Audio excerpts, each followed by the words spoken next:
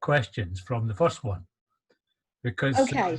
I met Philip in the street, and he started asking me questions about it as well.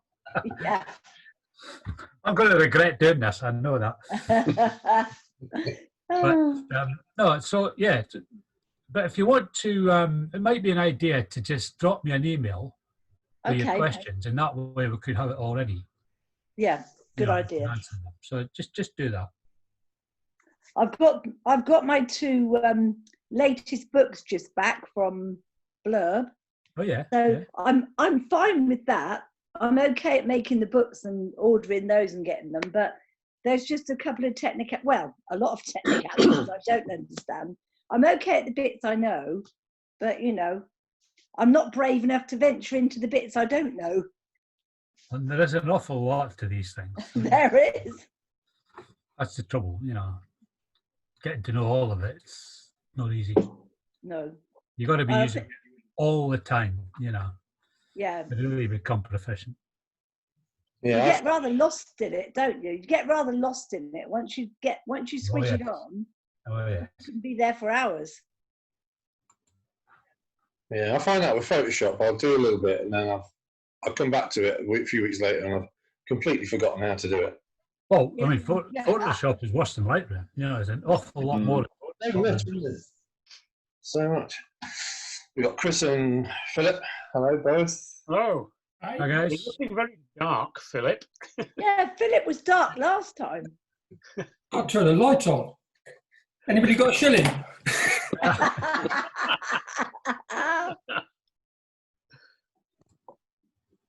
Oh. Yeah. Oh. Subdued lighting. A bit better. Wow. Lights behind you. The trouble is, because we're doing work in the kitchen, I've moved. And this is the lounge now. Well, where's poor Janet? In the garden. She's in the shed. No, she went to do so, so I locked the back door.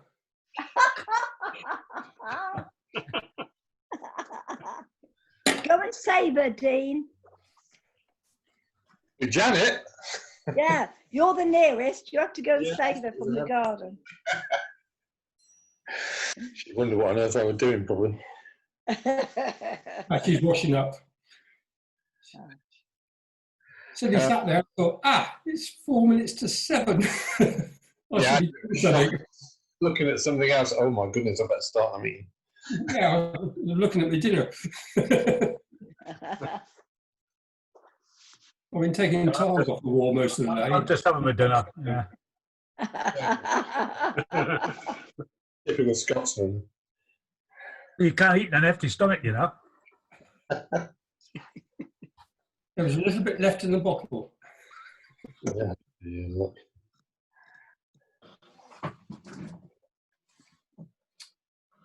Yeah, I've completely gone off alcohol. I wasn't drinking very much, as you know, anyway, but I just can't. I'm not enjoying it at the moment. It's bizarre. You can always pass it across, Dean. We don't mind. If you've got any, left over, just let me know. I'm going to have to do one of those backgrounds that Brian does. Yeah. There's someone coming in. He does this background where he's got a video running as a background in Zoom, and he's bringing himself cups of tea. And then Brian's bringing Tom cups of tea. He had me filmed to start with. I thought, what the bloody hell is Brian doing in the same room as Tom? Anyway, I'm easily taken in. We'll let a couple more and we'll kind of make a start. Oh, there's Andrew.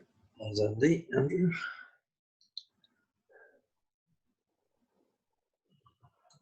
Hi, Andrew. Oh, you're a lot clearer now. You've got better glasses. Have you cleaned them? Got the best pair on, special evening and everything. I think I saw James earlier and he said he was joining us. Hi, Dean. Sorry to be late. I couldn't get the bloody link to open, but I did eventually. I think it was my computer, actually. I've just had a mail from Heather. She says she hasn't got the link. Well, I had it. It just wouldn't open. Are you sending it now, Ray? Oh, will do. Yeah. Cool. Hello, Jean. Can you hear us? Yeah. Yeah. I can't see you, Jean. It's on our webcam. Can you see me or not? No. No, No, no, webcam's not on. we can hear you. Should be able to see me. I don't know why. Do I have to put something down? If you go down into the bottom left and See make you sure. now. I can see you. Can you see me? No. No. Got to work out. Not that you want to. Go Do I have to start the video? Yes. on. Yes. Oh, okay. No, there you are, Jean. Hi, nice to see everybody. Hi. Actually, no, I rather prefer the disembodied voice, I actually. know. Don't say that. Dean's gone now. Yeah, I've done something that I shouldn't have done. I don't know what it is. Right. I'll work it out. You've hit the stop video button, probably. I tell you what, Dean, if you click anywhere off the picture, the damn thing just goes. I don't know quite why, but it did it to me just now, and I had to start again. I wonder if I have to put it.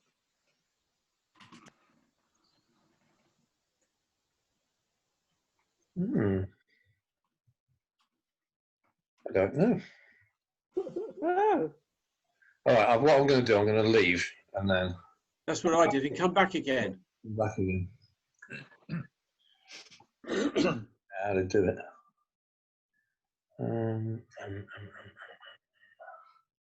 I don't want to end the whole thing. So. Have you had a look under the settings, under the video? There we go. There you go. Oh, yeah. There you go. It's in the top right-hand corner of your actual picture on the screen, the picture of you. The three little knobbles.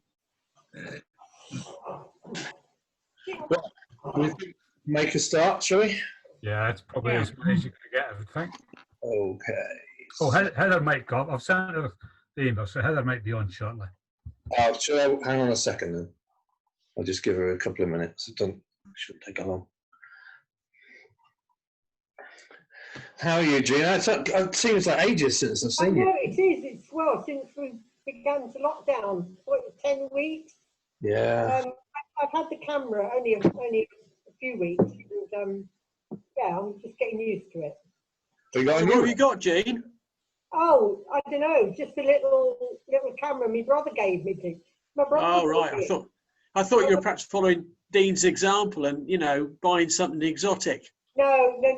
I wouldn't. I looked online and they've gone up to about £80.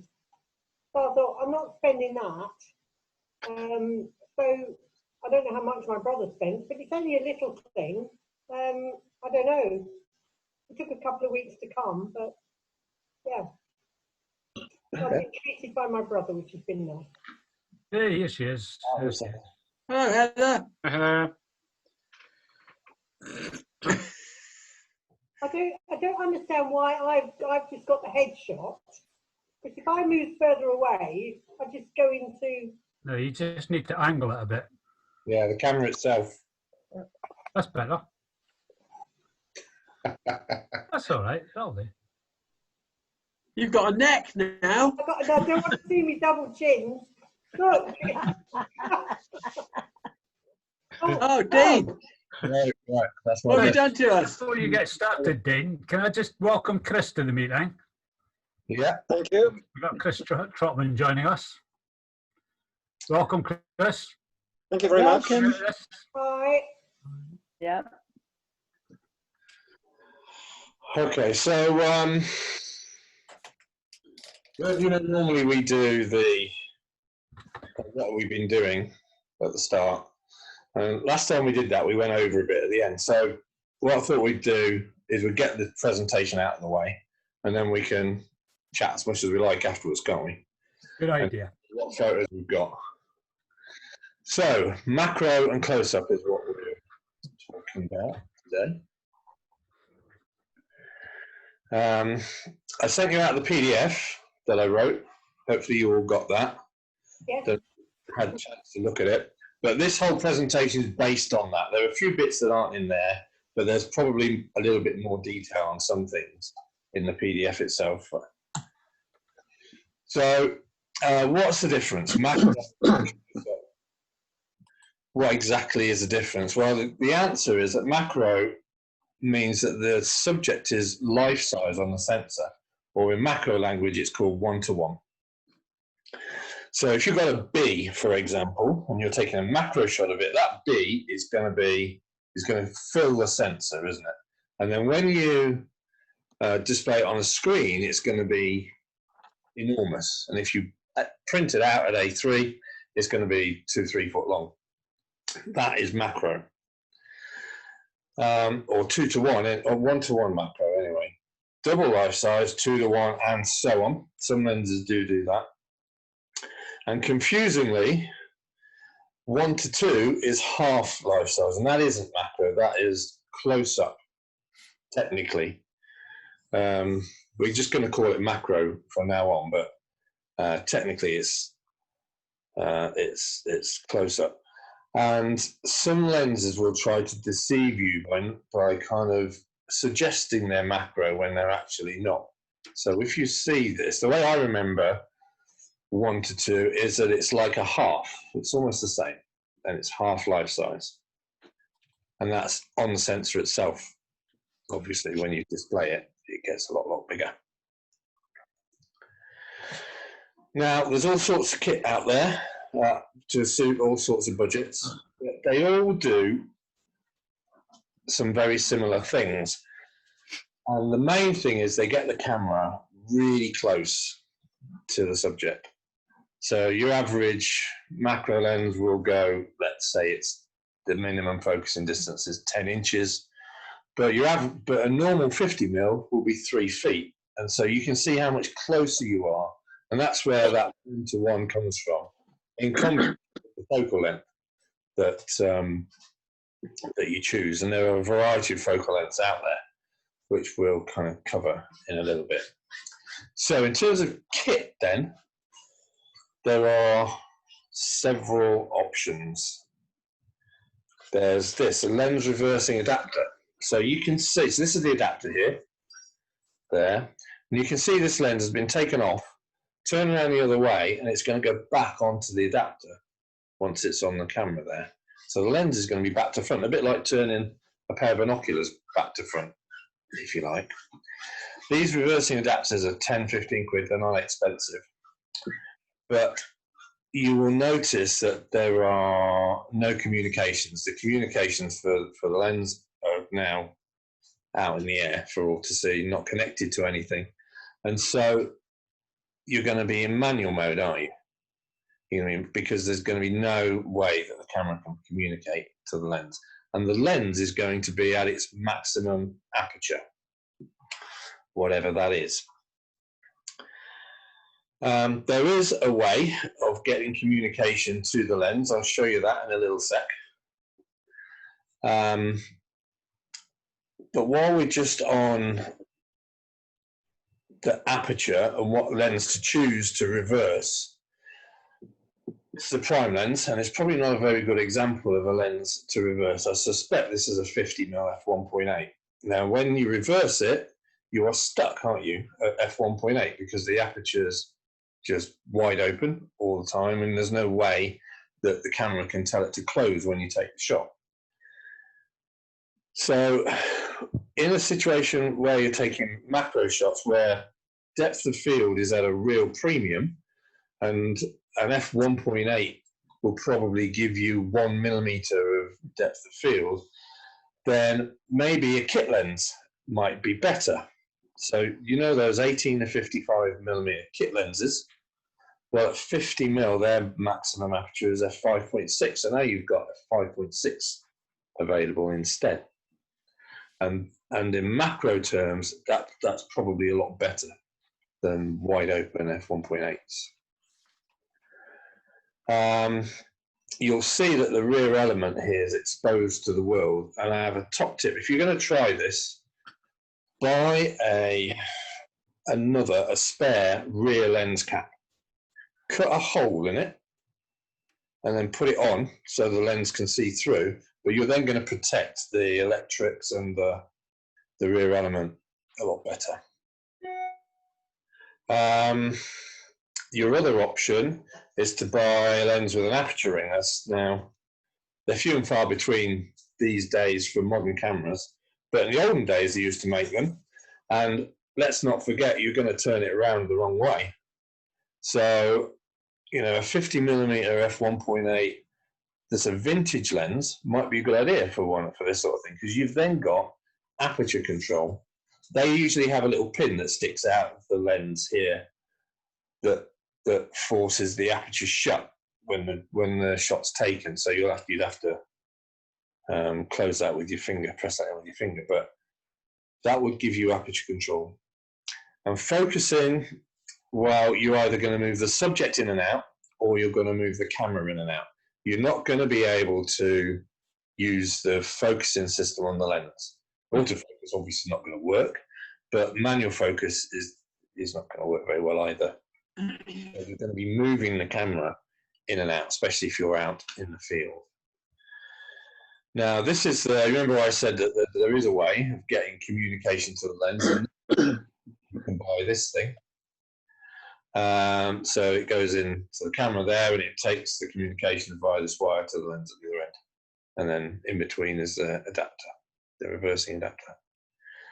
So that'll do that job. And don't write this method off, because remember the Wildlife Photographer of the Year exhibition that we went to near Gloucester last time we were allowed out together. This was one of the shots. It's the winner of the animal portraits section. And what I want you to look at is the kit that it was taken with. So this is a Nikon D500. Jean, I think you might have one of those. Yeah. So I think that's like a mid-range APS-C enthusiast SLR. And look at the lens they used, the 18 and 55mm, because of that aperture advantage when it comes to macro. 160th of a second. Another thing I want you to notice is use a flash here, but the other thing I want you to notice is the ISO is 200. And I'll tell you why I think that is a little bit later on. But just make note, 200 ISO and a flash. Okay. Another option, extension tubes. Now these are basically spacers. They move the camera away from the lens, so like that. Okay. They, as you can see, there's nothing there. There's no glass inside. They come with or without these electrical connections. The one thing you must be very careful of is don't go and buy a cheap set, because you're risking the lens mount on the camera body.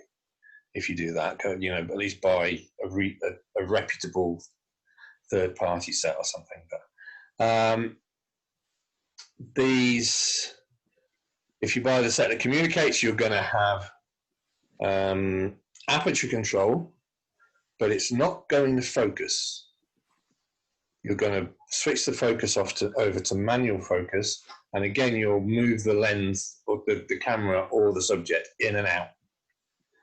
And then you'll have a little bit of fine tuning at the end with the focus ring on the lens, but it really won't do very much at all.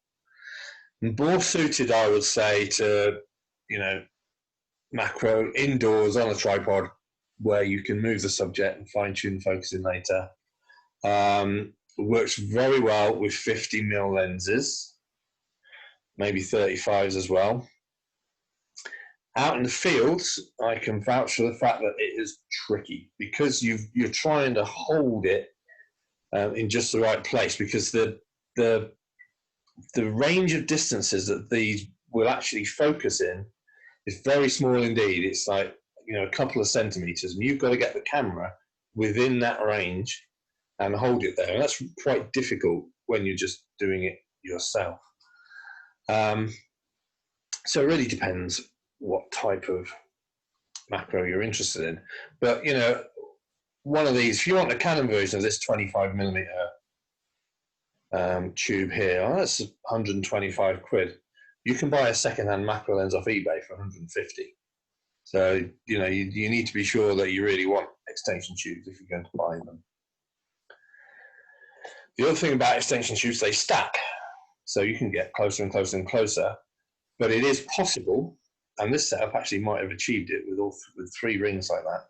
It is possible to move the point where the subject's got to be to within the lens. So you can never actually focus on it. You can't just keep adding these things. You know, 1 or 2 is usually enough.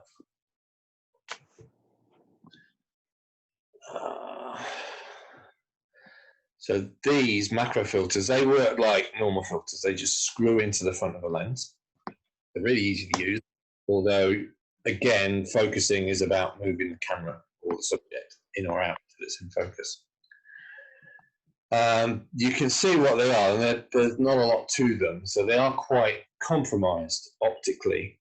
And you know, if the screen was the total shot, they'd be sharp enough probably in the center, but as soon as you start getting away from the center, they're going to really drop off very quickly and get softer. And you get a lot of this, a lot of chromatic aberrations and things. You know, you're paying 10, 15 quid for something that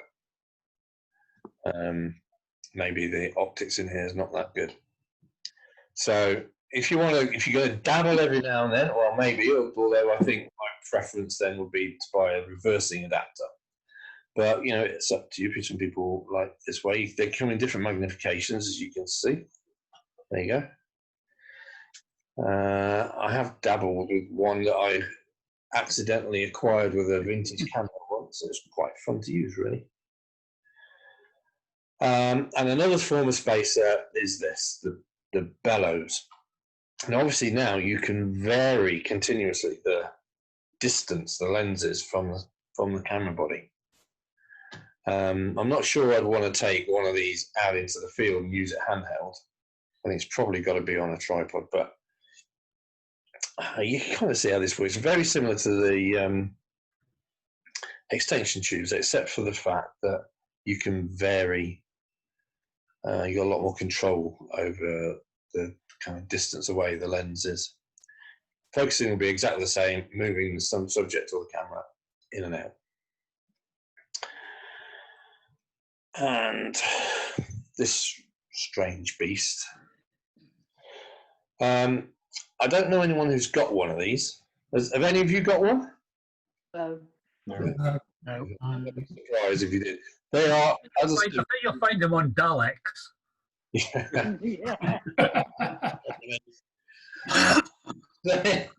They're, you know, 1,400 to £2,000. They're really expensive. They can have one's got LED lights you see at the front, and they're wide angle lenses at the front here, but they're obviously focused really, really closely. I've seen pictures where, you know, model railway sets where it looks like you're in the scene with the models. So it can give that kind of impression. I think mainly these are for places that are hard to reach, maybe underwater, and subjects that you really rather not get very close to, things like poisonous snakes and spiders and scorpions and that kind of thing. You can get this kind of result. It's quite good, really, actually. But you can see how close he is there. I presume that's a frog. Can't really tell. And you can see how long they are. But I mean, it's not something that anybody I know, I think, has got one. I've got something that attaches to my phone. It's obviously damn sight cheaper, but you can get ones that just plug into your phone. Oh, I might have to look into that. That's interesting. Yeah, it's quite good. You're not going to get top quality pictures out of it, but it's good for playing with, and it comes with a long flexible. You know, it's basically a little bunch of LEDs in the lens on the end of a cable, so you can use it for getting into inaccessible places. You know, it's for. I think the idea is you can use it to check down drains and things. You know. So what, it's fibre optic or something, is it then inside? Do you think? Because this flexes around, it bends. Well, if you want to come out of screen sharing for a second, I'll show you it.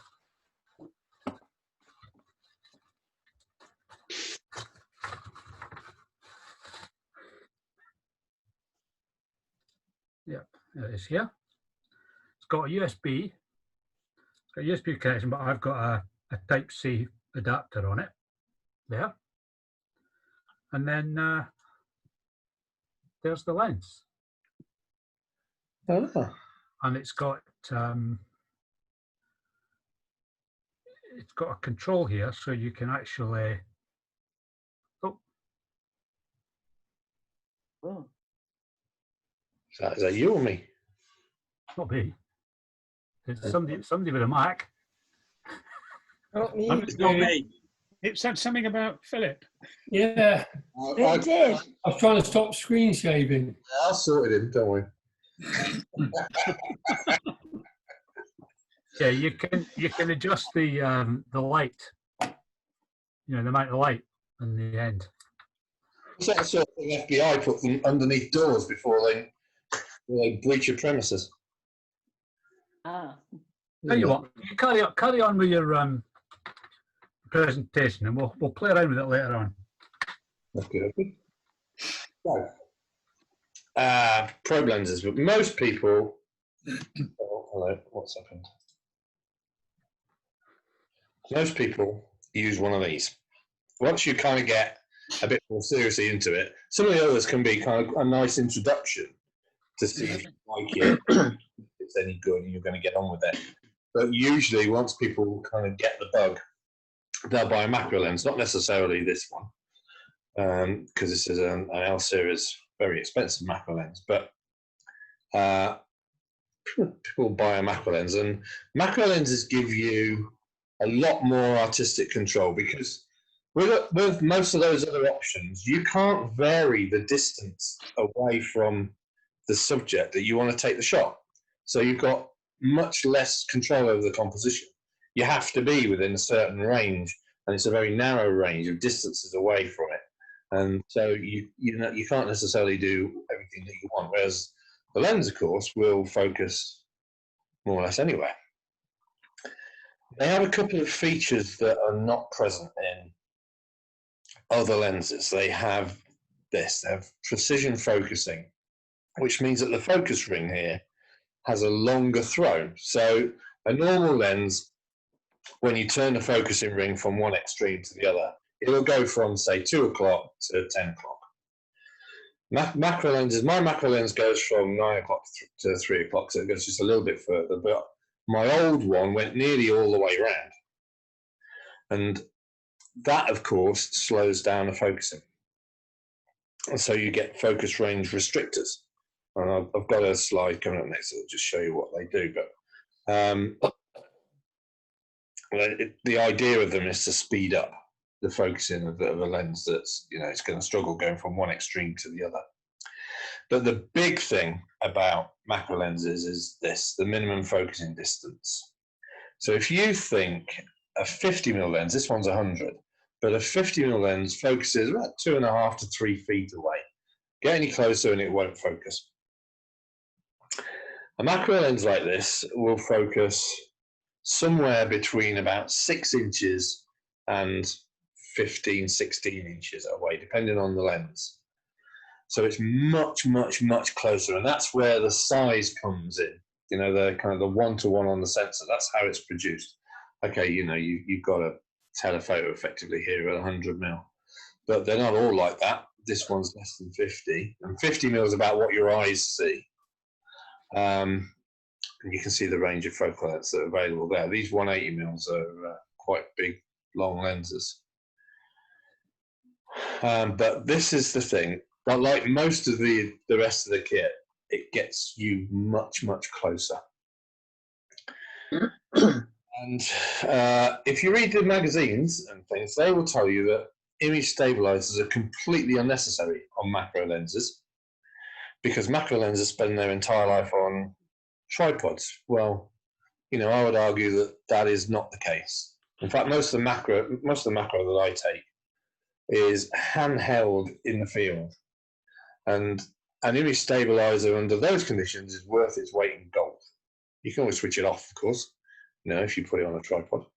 But that would be one of my, if I were going to buy a new macro lens now, I would want an image stabilizer on it. This one has got one. Look, IS. So this Canon's got one. And just on this window here, there's an extra layer. So this is meters. This is feet. And this is the magnification ratio. So this is a fifth of life size, 1 to 1, 1 to 5. And as you turn it and go to the minimum focusing distance, it'll get nearer and nearer to 1 to 1 until it actually gets there. And that's what that means if you ever wonder. That's 4. These can be expensive beasts. However, I bought my first macro lens 150 quid from eBay, and it was great till it stopped working on my new camera. And I had to get rid of it then. But they are optically very good, and they're usually f2.8. PowerPoint's just obscured it, but that'll say 1 to 2.8 under there, probably, I would imagine. Now the focus limiter switch is that. You can see that it has the set on full range at the moment, which means it will go from its very closest, it will focus all the way to infinity. You can have it on anything except macro, which is what that one is, 0.3 meters, about a foot, to infinity, or just macro on its own. And what that does, it just speeds up the focusing a bit, because sometimes they'll focus hunt and things because of that extra throw to give you the precision. And the precision focus is important in macro because the depth of field is so small. So, if you focus in just the wrong place, you think you focus in the right place, but it actually isn't, then you can completely change the nature of the photograph, because what you thought was going to be in focus won't be, and things that you didn't think would be in focus will be. So that's the kit that's available. What about the techniques then? What about the settings, and what are the options to use?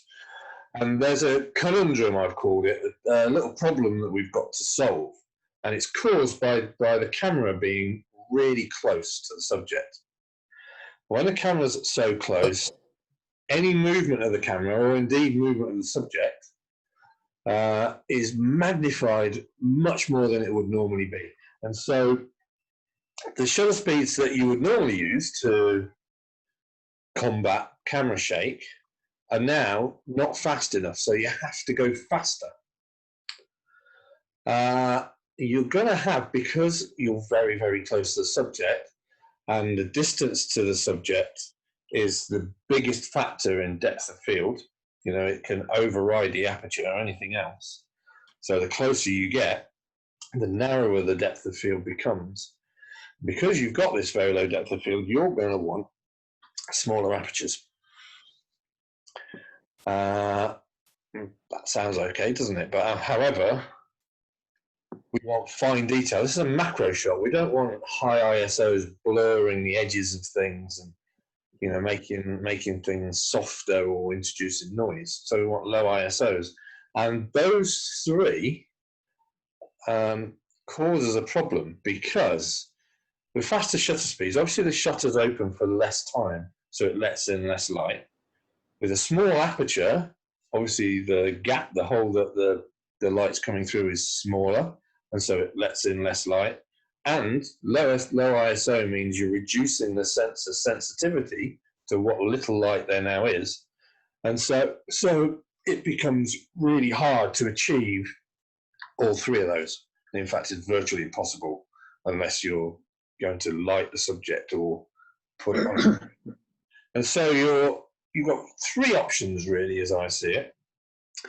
You can either accept that your depth of field is going to be low and use that then as a creative device. So you're going to make nice blurred backgrounds, and you're going to use it to get bokeh in the background, or bring focus on one part of a subject. You'll struggle to get to f8. You might get there on very bright days.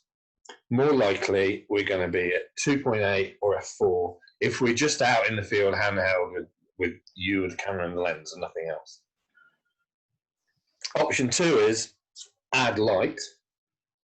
You can add quite a lot of light with some of the options that are available, and obviously then you can maybe achieve some of that. And flashes will help with camera shake, won't they? And they'll help with movement of the subject. Or you can put the camera on a tripod, and then you can have whatever shutter speed you like, because it's not important anymore as long as whatever you're taking pictures of isn't moving. It's still, you're okay. So those are 3 options, really. I really like this one. It's my favorite way of doing it. Sometimes I like the subject. Depends if I want a particular effect, actually, with the background. We'll talk about that later on. And, if I'm indoors, I'll use a tripod often. So let's have a little look. So we're going to look at handheld first, and then we'll look at macro on a tripod a bit later on. And we'll look at the main settings when you're not using any lights or a tripod, just you and the camera, as I said before. Then we'll look at how you throw light on a subject and maybe what some of the settings might be. Then we'll look at something called the inverse square rule. I don't know if any of you have heard of that before. We'll look at the effect of the sensor plane on the picture, because you can use that to your advantage. You can manipulate that a little bit. We'll look at techniques, and this one in particular, focus and recompose, and how that's affected. And then we'll have a good look at backgrounds, the creative stuff. So if it's just you and the camera and no lights or anything, then as I said, f8 is going to be hard to achieve. It's going to be very bright days only, really. Shutter speed, you're going to need a 250th of a second minimum, depending on the focal length of your macro lens. Obviously, the longer the lens, the more that shutter speed's got to go up, and the faster it is, the better, really. When I talked about image stabilizers, what the image stabilizer allows you to do is sacrifice this. So you can slow down the shutter now, and you might be able to get f11 or f16, or you might be able to get 800 ISO or 200. Sorry, 400 ISO or 200. And that's the benefit of image stabilizers when you're hand holding macro. Plus, of course, it's going to combat camera shake for you. You will, and this is my starting point when I go out handheld to do macro, ISO 800. If it's a really bright day, I'll probably set it to 400. But I want this shutter speed to be quick enough that I'm not going to get camera shake. Camera shake's my enemy. And I'm unlikely to go up to f8. I like it around 2.8 and f4. Particularly plants and flowers, f4 is a really good one, because it gives you a little bit of depth, but it still blurs the background. f2.8, you can concentrate on certain parts of it. And while we're talking about hand holding, where is the minimum focusing distance measured from? Does anybody know? Enzo. It's a bit of a giveaway over here. I'll tell you where it isn't measured from. It's not measured from the end of your lens, that's for sure. It's here. This is the focal plane here. That's what that means. That's where your sensor is. So your sensor is across here. And the measurement for minimum focusing distance is from there onto the subject. Now, if you've got 6 inches from there to your subject, the end of your lens is going to be really close, isn't it? At its closest. If you've got 14 inches, which I think is what mine is, but the lens and camera are 9 inches long, the end of the lens can get within 4 or 5 inches of the subject. But at the very, very close distances, my autofocus doesn't work. and I have to switch it over to manual focus. And what I do, I turn the focus ring right round so that it's at the minimum, and then I do what you do with an extension tube. I move the camera in and out until it's at the right place, till the subject's in focus. I usually have to have about 5 goes at it before I get one in focus, because it's a bit hit and miss. But when we're talking about minimum focusing distances, this is where it's measured from, not right around here at the front.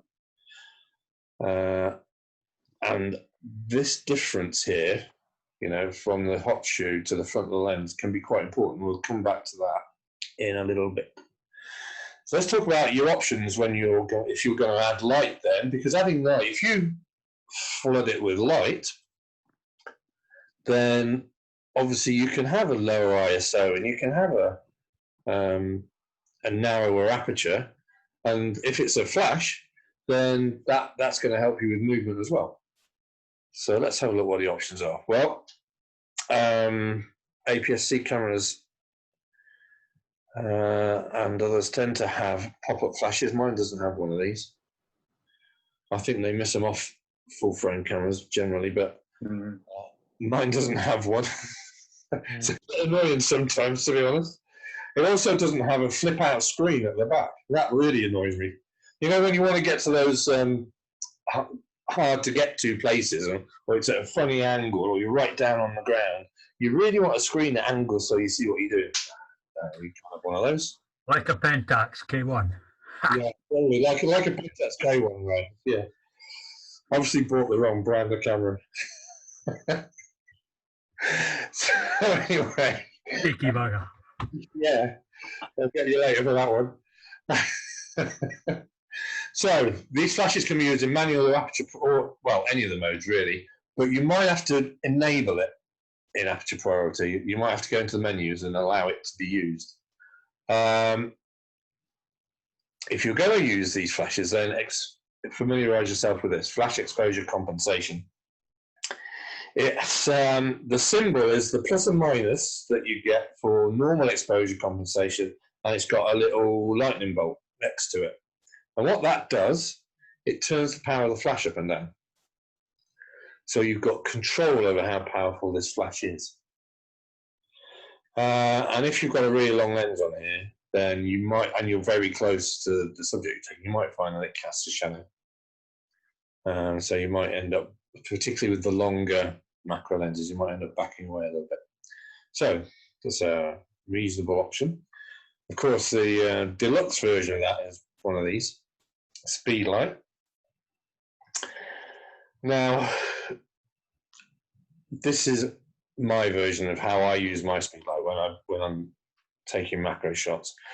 The camera is in manual, and so is the flash. So there's no communication going on between the two. I'm in control of everything. And what I'll do, I'll set the camera up a certain set of settings that I'll show you in a minute.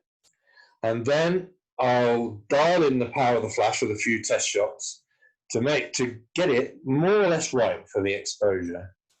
And then I will use ISO to either increase the exposure or decrease it, just minor changes.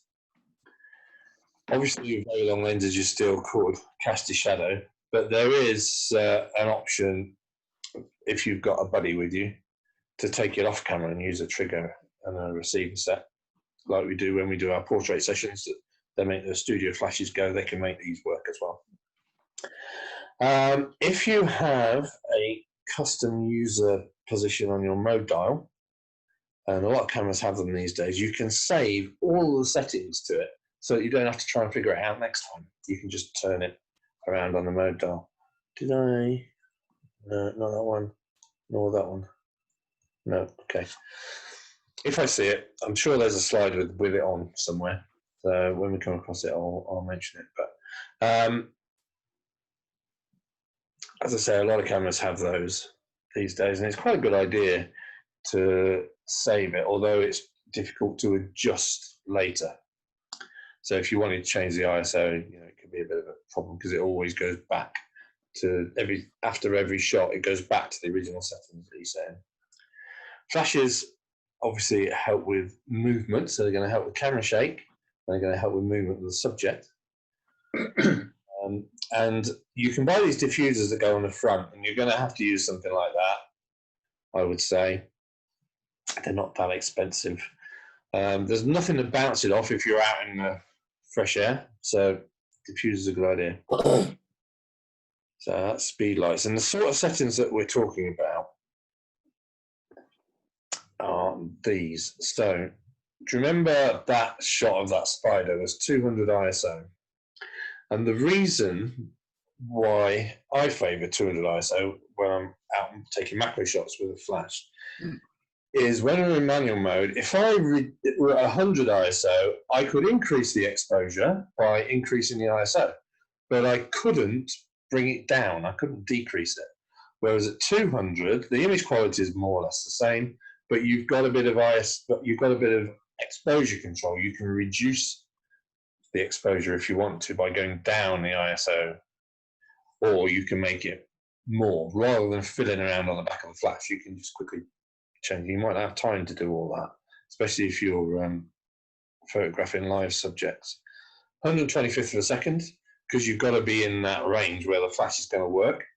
You're not really probably going to use high-speed sync. You might do, I guess. Depends on what you're doing. And f16 or below, but I'd usually set it at f16 if I'm using a flash to give me that extra bit of depth of field, unless I desperately wanted less. Now, this is not the group of settings that I've just discussed. I put this up for a couple of reasons. Can't for life me, can't remember what they are. I reckon this is a Nikon, where the on-off switch is. And I think it's probably, what is it, manual with auto ISO. There's his focal plane knot.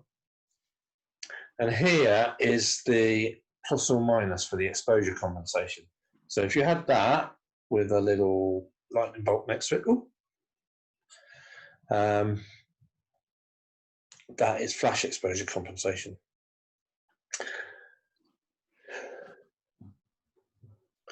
Okay. And then, of course, these things are available. I mean, I tend not to wander off with these. These are more for taking video or lighting things in a you know, if I'm going to set something up in the lounge, I've got a couple of these little things and I'll use those. They're constant, but they can be used off the camera if you've got a friend who can be quite good that way. They'll give you a bit of an advantage, but you know, they're not going to be as powerful as a speed light, for example.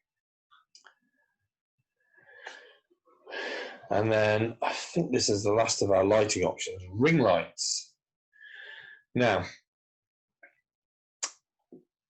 you'll notice that so far the lighting systems we've been talking about have been on here, been on the hot shoe, so they've been at this end of the camera.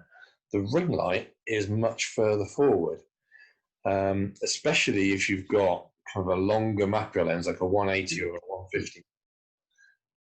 And that distance is critical. The distance from the light source to the subject makes a massive difference to the background. I'll show you in a minute just what a ring light can do to a background. They can be constant or flash. They use them in all modes. You can swap this clear thing out at the front if you want to. You usually get a variety of different colours if you want to add a tint or change the colour temperature. But the thing about these ring lights, they're quite useful things. I really like ring lights. They get very, very close to the subject. Remember we said that, you know, your lens might be, the end of the lens might be 5-6 inches away from the subject. Well, I mean, that is so close for the light to be. And it can make the background disappear completely. And what I mean by that, ignore this bit on the left, that's just the program going all arty-farty. Is this on the right-hand side is as shot. So I haven't photoshopped, I haven't cut this out and photoshopped it onto a black background. This is how it was, straight out the camera. This is with a ring light on a sunny day at Hidcote. And this is a tulip, and it was in a bed of tulips, as they do at Higcut. It was surrounded by stuff, but you can't see any of it because of that effect of that ring light. And here's another of the same type of shot. This was the same day, actually. These aren't macro, these are close-ups, but you can see the background is just black. And the reason for that is this. Whoop, back up we go. The inverse square rule. And the critical thing about this, I'll talk you through this, but then at the end of it, I'll tell you the two things that you really need to remember. But the critical thing is the distance between the light source, between your flash or your ring light, and the subject itself. The shorter that is, the bigger the impact on the background. So you can see, you know, if we're twice the distance away from the subject, from the light source that the subject is, so this is 6 inches, if we're 12 inches away, we're going to get a quarter of the intensity of light coming from this. If we're 3 times that distance, so again, this is 6 inches, we're 18 inches away then, we only get a 1/9. And so the light falls off behind the subject really, really, really, really, really quickly. And that's why the background goes black, because it's too dark to register. Your camera settings are set up for this, it's all nicely lit, but then the light just kind of disappears as it goes off like here. It spreads out so much, and what's left of the background isn't strong enough to register on your sensor. You end up with a black background. It's a really good way of getting rid of a cluttered background and isolating one particular plant. Does that make sense? Does anybody got any questions on that one? Is that how you get your wonderful dark backgrounds? It is. Because I thought, how on earth does he do that? Yeah, that's how it is. Yeah, Yeah. You can do it with a flash as well, but Yeah. this might like just be a little bit more, because the flash is going to be further back, isn't it? So the flash is going to be 6 inches further back. So rather than this distance being 6 inches, it's now a foot, and so this is 2 feet, and this is 3 feet, rather than being 1 foot. And so that's the advantage of the ring light. It makes the background just magically turn black. It's amazing. But it doesn't. Expensive. Sorry? Are they expensive, the ring lights? No, they don't have to be. You know, if you had, say, 40 or 50 pounds to spare, you could probably get a reasonable one. You know, they're not stupidly expensive. They're not hundreds and hundreds and hundreds of pounds like some of the speed lights are. Yeah. They're reasonable, and they're very effective. And because they might not look as bright as a flash, you think, well, my flash is much more powerful. My speed light's much more powerful, but they're so close to the subject that they don't need to be that bright. Yeah. Yeah. And they can do things like this. So here's a portrait of Nathan one Christmas a few years ago. This is the Christmas tree on the Milton Village Green. It was pitch black, so it's on constant to help the camera focus. This is a 35mm f1.4. And so we've lit Nathan, but we've had absolutely no effect on the tree because the tree's too far back. The light's just fallen straight off using that inverse square rule. We've got this lovely bouquet in the background. I mean, okay, you know, it'd probably be better if he was a really nice looking lady, but he isn't. There is this technique. I'm not going to go into this too much right now. If you want to look into it, have a look on YouTube or drop me a line and I'll tell you what I know about this. Dragging the shutter is a way of combating this fall off of the background. Basically, and it's for use with flashes, not ring lights. And what it involves is slowing down the shutter speed to allow more light from the background in. Because obviously you're lighting the subject, that's going to stay the same, or more or less the same. But the background isn't going to be lit by the flash. So if you slow down the shutter speed, you're going to let more light in. That's what dragging the shutter means. It's quite an advanced technique. There's a little bit more to it than what I've just said, but if you want to know more, let me know. Now, do you remember I said what effect does the plane of the sensor have? Now, what I mean by that, I mean, it'd be really a lot easier to explain this if we were sat in front of each other and I could get a piece of A4 and say, look, that's a plane. So if you look at your screen's two-dimensional, isn't it? So your screen is in a plane, upwards and outwards, a two-dimensional plane. If you move the screen, you move the plane that it's in. You can have horizontal planes. If you hold a piece of A4 horizontal, then that piece of A4 is 2D in a horizontal plane. If you hold it vertically, you've changed the plane and it's now vertical. Obviously, what a load of rubbish. Do you understand what I mean about planes? So if you think about your sensor in your camera, it's two-dimensional. It's got width along the back of the camera and height up the sides of the camera, but it's no depth. It doesn't go out and it doesn't come back towards you. It's just like a 2D square or rectangle. And you can use that to manipulate the depth of field a bit. Because if you have a subject like this one, I focused here for this particular tulip. I think this was a few weeks ago when I was on the house walk one morning. Now this tulip's in 3D, it goes away from us and it comes towards us. And so as that happens, when you're at these very close distances, the depth of field band is very small. So the bits that are close to you or going away from you, they go out of focus. That is quite nice, you know.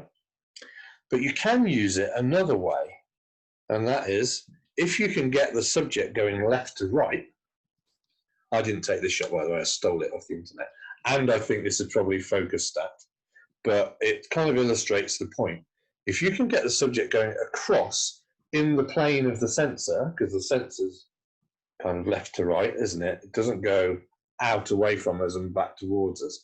If you can get the subject like that, then more of it's going to be in focus. So if you took this fly head on, looking straight at its head, down its body, then the head and some of the eyes, you might be lucky to get those in focus. Everything else is going to be out of focus because it's going away from you, out of the sensor plane.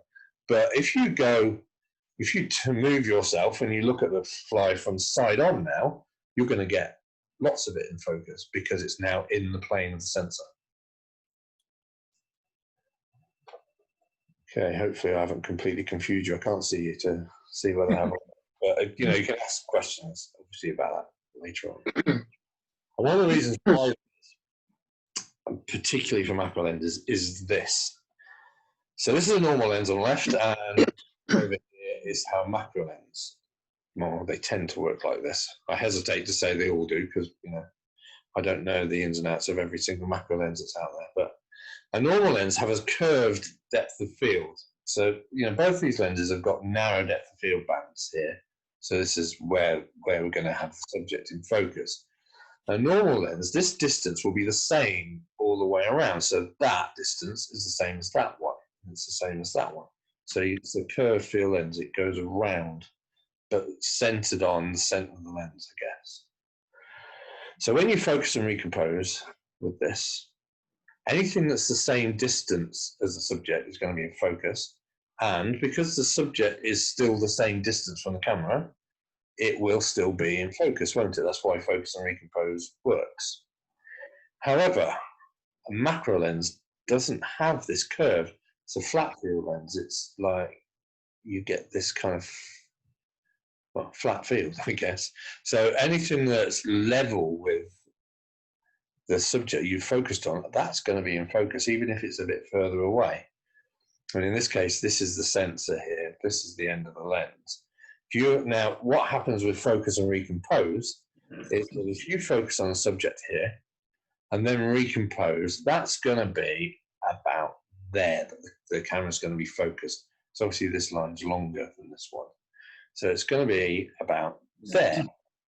But where's the depth of field plane gone now? Well, it's gone up here and down there, and it's missed the subject. By focus and recompose in macro, you can throw the thing you focused on, the subject that you want in focus, you can throw it out of focus because of the nature of the lens that you use in macro lenses. So if you have one, this is why that kind of plane of the sensor thing works that I showed you just now.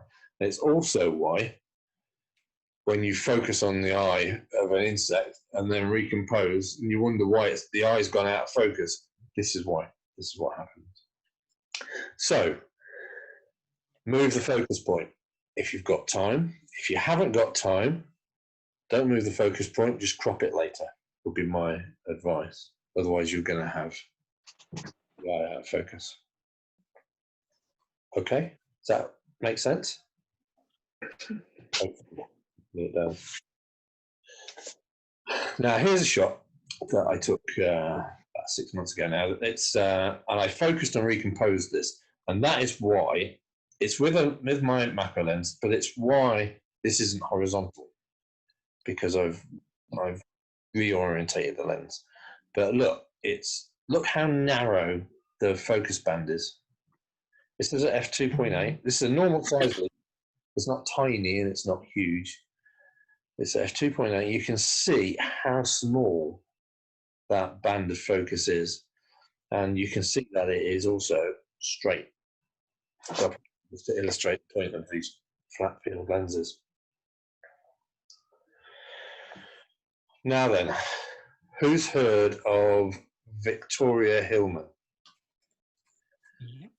Everybody in the Whitney group probably, because she's been recently, hasn't she? Talk. I thought her talk was great. I went out the next day and trying to reproduce some of the things she did. I'd felt guilty all those years using f2.8, and then suddenly I realised that she uses it on purpose, and she uses it to create this low depth of field and to create these awesome backgrounds. This is one of her shots. It's watermarked there. You can just about see. And what I learned from her talk was that the background is almost as important as the subject itself. So this is a frog, but if this were plain here, this would be quite an ordinary shot, but it isn't, is it? You've got all this lovely bouquet and things, and she'd have seen that when she took this shot. She'd done this on purpose. And so you mustn't disregard the background when you're lining up the shot, to have a look past the object to what's going to be in the background, and what's that going to do for your shot. Are you going to be able to get some lovely bouquet like this shot here? And you can get that from gaps in the trees. If you've got trees behind, you've got light coming through. If the gaps are small enough, you'll get this bouquet effect. You can get it from light reflecting off water. You can get it from dew on a morning. There's a shot coming up that I took just a few days ago that's it's not very interesting. The subject matter is about weeds, really, bits of weed, but it's using this kind of technique. And the other thing is the colours and the complementary set off the subject. There's a link to Vic's pics. Let's have a look at some of her shots. So here's Victoria's website. This is one of her books. So she has this kind of, she reduces the contrast as well. I've not been brave enough to try that yet, but it's quite effective. It gives this kind of misty look. And here's one where can you see how effective this background is? Oh, that's not so good, neither is that. That's great, look at that. Well, again, you've got multiple versions of the same subject, in this case, these bluebells, I presume they're bluebells, then you can create this depth to the shot using what's behind and blurring it. But you've got to kind of get them in the shot, haven't you? So I don't want to go through too many of these, but the link is in the PDF that I sent you. So have a look at Vicky's site, and I would encourage you to buy her books. She's great. I like Victoria Hellman. Okay, so you can make a choice about low or high depth of field, but bearing in mind what's going to be in focus in the background. And the thing, that she was saying that I thought was just right was that you just repositioning, taking one step to the right, can completely change the shot, particularly a macro shot. And you kind of learn over time what works and what doesn't, and what's going to give you certain effects and so on. You start looking for it, and it can be really, really good. So here are a couple of shots that have got decent backgrounds. This one I stole off the internet. I suspect this one's a setup. This won't be water. This will be gelatin on here. This ant may or may not be photoshopped or dead. Who knows? And the flower will have been placed there. So, that didn't just happen out in the wild. That's been done in the studio somewhere. This was one I took on the house walk a few days ago. And you can see, remember that bouquet effect we were talking about, like these weeds? I saw this patch of ground that was in shadow, and it hadn't yet dried out all the dew on it. And it's great. You've got bouquet in the background, and you've got bouquet in the foreground. It just adds so much to what would otherwise be fairly naff, actually, when you look at the subject. I might get a nice snake's head fritillary and stick that in there somewhere. Sure, I can manage that. Pretend that it was there all along. Macro in the tripod. I'll talk a little bit about this. So macro on a tripod. So that was handheld. Yeah. So, but is it different when you're on a tripod? Well, yeah, it is. It is. So shutter speeds. Well, who cares really? If your subject's still and the camera's on a tripod, we're not really worried what shutter speed is. You can light the subject if you want. Even if you're going over 30 seconds, it doesn't matter. You can use bulb mode, or you can use the utility program maybe that came with your camera. They're usually on discs. They can do all sorts of things with those. But shutter speed's not really a consideration because we're sacrificing the shutter speed to give us the other two, aperture and ISO. Now, aperture, I would recommend f16 or below, because certainly with macro, your shot needs to be very sharp. And at f22, you start to get this. Diffraction is what happens to waves when they go through small gaps. Okay. And obviously the aperture is a gap, and as you make it smaller, you can get diffraction that throws off your focus, and it makes the shot look less sharp. And f22 is certainly in that area, f22 and above.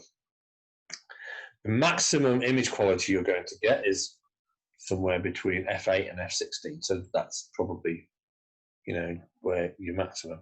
And of course you want to be 100 ISO. You're on a tripod. Why not 100 ISO? You might think about turning this on, long exposure noise reduction.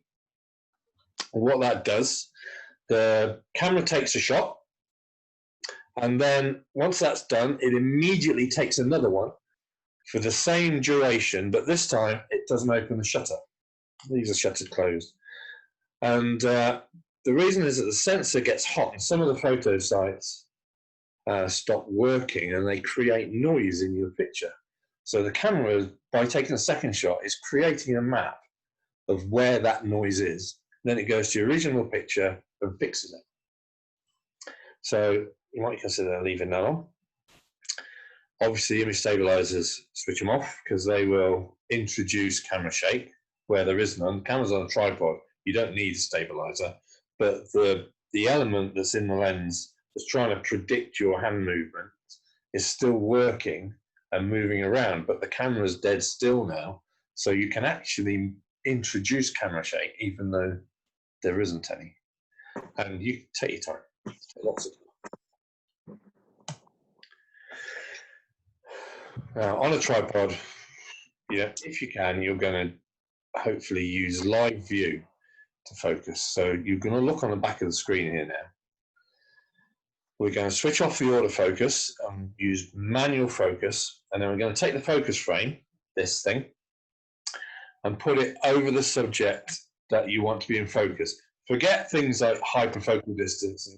You're at macro distances, those sort of things don't apply. Just put that over the bit that's got to be in focus. Let's say the insect's eye. You can either drag it around if you've got a touch screen, or you can use these direction arrows to move it usually. Once you've got it in place, we're then going to press the magnifying glass button. And the screen is going to zoom in. The actual picture that the photograph that the camera's going to actually take will be no different. That's not going to change at all. We're just digitally zooming on the screen without having any effect on anything else. So it just makes the image look bigger. And what you can do then is very finely focus manually with the focus ring on the lens until it's at the sharpest it can be. And then don't go try to zoom back out again or touching anything. Then take the shot. Because remember, that depth of field can be in millimeters. And so if you happen to move the camera a millimeter, even though it's on a tripod, it can be done, then you've changed the shot completely.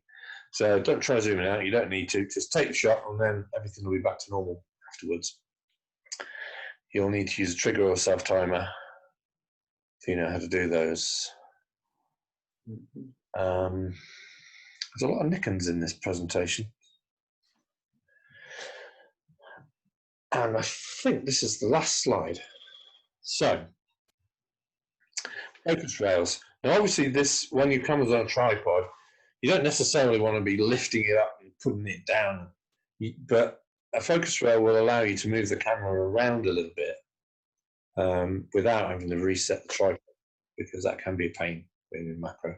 However, its main use is with this technique, stacking. And so what stacking involves is taking a shot, moving the camera back a little bit, take another shot, move the camera back a little bit, take another shot, and so on. And then you go to some software and you stitch those shots together to give you the whole thing in focus. That's what stacking means. You can do it in Lightroom and Photoshop, and the instructions for it are there. I'm not going to go in there, but you can. There is also this. I have used this program before, Zareen Stacker, it's called, this one. There's a 30-day free trial if you want to have a go, but then obviously you have to pay for it. But that's a bespoke stacking software. And just to show you the power of focus stacking, this guy here, Levon Biss, he is the master of it. And this is his website. So you just click, up we come. Now, see these little lines over here? Just click on that, and we'll have the macro, please. Right, so here's some of his macro shots. Let's have a look at you. Good, isn't it? What do you think? Fantastic. Average. You got to remember, he takes That's fantastic. He takes a hell of a lot of shots. Creepy looking. Yeah, but look at the detail. Amazing. He takes a lot of shots, and I think they're computer controlled as well. Yeah, he's on the print part of his website. Have a little look. See how much his prints were. They're about £500-600 each, but it tells you how many shots. It's 8,000 shots. Yeah. 3 microns apart. So 8,000 shots at 3 microns is 2.4 centimeters. That's how far the camera's moved. Computer controlled, motorized, fancy stacker. Amazing. How to get out of it? Yeah, like that. Let's have a look at another one. That link, by the way, is in the PDF I sent you. So what should we look at? How about him? So, he looks pretty good, but when you start zooming in, the level of detail is just bonkers. Phenomenal. I don't know if any of you saw his exhibition at the Natural History Museum in Oxford. There were these massive, great big boards. They must have been, I don't know, 15 foot by 8-10 feet, showing some of these shots and the actual bugs that had been taken. And the bugs were absolutely minuscule. And these shots were just mind-blowing, printed up to that sort of size. So that's what stacking can do. Yep. Snippy, snippy. Okay, so there you go. That is all in the PDF I sent. If anybody wants it again, let me know and I'll send it out to you. The only thing that's not in there is the Zareen Stacker link. I added that recently. If you want that, you can either remember that it's just Zareen Stacker and Google it, or I'll send you the link. It's not a problem. So, any questions? Stunned. Stunned. Yeah, you know the picture of Nathan? Yeah. Yep. Was that ring light, was that on a macro lens or a prime lens? That was on a 35mm prime lens. Prime lens. Yeah. 35mm f1.4, that lens was.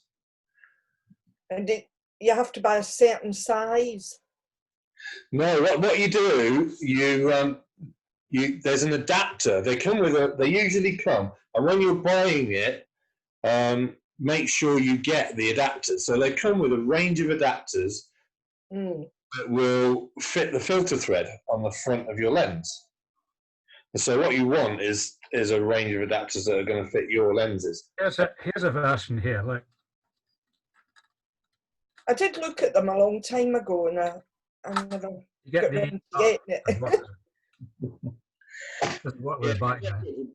And it helped a lot with that particular shot because it was pitch black. Obviously, the camera's got nothing to focus on, so it was on constant, and of course it lit Nathan, so I could focus on Nathan. That at one point f1.4 that throws the background out, and that's how you get that kind of shot. There you go. So that's the adapter in Ray's right hand. I've got a whole load of these for different sizes. They just screw into the front of your lens, and then this just slips on. Right. So and they don't all come with the same ones, Heather. So just check what adapters they come with when you're buying it, when you're working out which one you're going to get. Check which ones they come with and which ones you need. They only go up to a certain size. I mean, some of the bigger ones, the 77 mil and the 82, you can't use these. Yeah, you probably wouldn't anyway. Mine was 77 mil, but I had to really hunt around to find one that had an adapter big enough for the lens that I want lenses on. Because most of Canon's Pro lenses are all 77. This works fine with the macro I've got. You know, it fits on that quite well. They are really, really good. Really good. There's the focus rack that he was showing as well. Oh, it's exactly the same. Exactly, this is exactly the same. How expensive are they not? These aren't expensive, no. Oh, I thought they were. It was, but it wasn't that expensive. Well, I suspect that the computerized, motorized version that Levon Biss used is wickedly expensive. But the ones that most of us are likely to use, probably not. Yeah, I think something that can move a few microns at a time. Yeah. Yeah, it'll just set it. You know, it'll set it. Start here, finish there, and just let it go. The computer will have run it, I would imagine. So there you go. Macro and close up. Very good. Yeah, thanks very Really much. good. Yeah, really good. Good. Brilliant. I can see why it's addictive. It is. It is. And people, you know, when you kind of show people, they don't tend. A lot of people aren't exposed to those kind of photographs, and the reaction from people can be quite good. You know, they really like them when they see shots like that. Mm. Yeah, I love taking it. I mean, this time of year, the macro lens is on the camera as much as anything else. I don't like the photos of the creepy crawlies. I do like the flowers and the plants and things. Yeah. Like, I preferred your one of the weed. Did you say it was weeds? I preferred that to the creepy crawlies. Basically, it was weeds. Yeah. But it's on the house wall, just off the high street, opposite the Baptist Church in Milton, is the bridle path, and it's just down there near the gate, near the first gate. Mm. Okay, so has anybody got any pictures they want to share? No, I'm afraid Let's not. start with Tony. Tony, you got anything? Yeah, I mean, I put some on Flickr, but I mean, I have got them. I could put them up on the screen. Depends which way people want to show them. Well, we can do it either way. Flickr, they'll have to go on for you. Has anybody else got Flickr shots? No, I don't think so. Can you share your screen then, Tony? Are you able to do that? Yeah, I should be able to. Hang on. If I can remember how to do it. Here we go. Share the screen. There we are. Where's the screen? Oh, there we are. And then share. Yeah, there we go. There you go. Okay. I'll flip through these quickly. Oh. There's nothing terribly exciting. It was just a full moon rise. I was sort of, I'm not very happy with the shots, to be honest, but I was just trying to catch it as it came out of the clouds. Later on, it looked like that. And I was hoping that these clouds would look a bit more interesting than they did, but that's life, isn't it? Tony, have you got the shot full screen on your laptop? Sorry? Have you got the shot up? Is it full screen on Yeah, your yeah, it is. Yeah, we can't see it. You've clicked on the wrong window, Tony. You need to stop sharing. And then All right. go back and Hang do on. it. Stop sharing.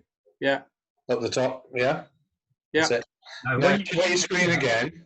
I'll share the screen. In that first screen that comes up, you need screen. If you click on screen, on one of those big options, Yeah. and then Right. share. And share that. Because it looks like all of you. Oh, that's it. There you go. There you go. Okay. Right. Can you see it now? Nice. That's better, yeah. Okay, that's yeah. It's awesome. That's nice. Yeah, I mean, I'll show you. I'll take you back because that was when it was just coming up. I like that. Yeah, I don't know. I was hoping to get a bit more sort of intensity into it, really. But anyway, but it was lovely to watch, actually. You probably have to zoom in a bit to get the. Yeah, I mean, I was to be honest, it was just one of those things where I just went out with a tripod and thought, oh, I'll just play around. Now that these shots are the wrong way around. That's a grass snake in our pond. I don't think there it is. Oh, yeah. I took a picture of it. The first picture I took, it looked very nice. I took a few more pictures. I noticed a flurry of movement, and I have to say my wife was more than disheartened when she saw that it was eating a great crested newt. And what I can say now is that I believe the snake has left our pond, and it's taken most of the newts inside it, I think. The pond's a lot quieter. And there it is. That's in its more benign state. It's a beautiful looking thing, actually. It was easily 1 metre long. Surprisingly long snake. That I now know is a broad-tailed chaser. I appreciate, Dean, that these are close-ups. Yes, it is. That's awesome. I know the difference now. That's a great shot, Tony. That's good. It's not bad, is it? It blows up. I mean, it actually does. You know, I was quite pleased with that actually, because it is just obviously handheld, just round the pond again. Wow. Obviously, damselflies. I love these little blue damselflies. I'm sort of kind of besotted by them. Yeah, I once saw a red one, and I sent a picture off thinking it was something rare. The guy said, "No, it's really common." If I'm afraid it would have been a good one. Yeah, we had one at our conservatory the other day, a red one. I know, they're legion around the pond they are. I just quite like that one because I just caught one in flight with a shadow on the leaf. I quite like that. Yeah. But, Yeah, it's good. that's a seed head. of a marsh marigold. I just thought it was pretty. Cool. Blackbird. Demolishing the Mahonia. I tell you, this has been the year of blackbirds. It is. Yeah. A huge number of blackbirds about. We seem to have a lot of cold tits in our garden at the moment. Really?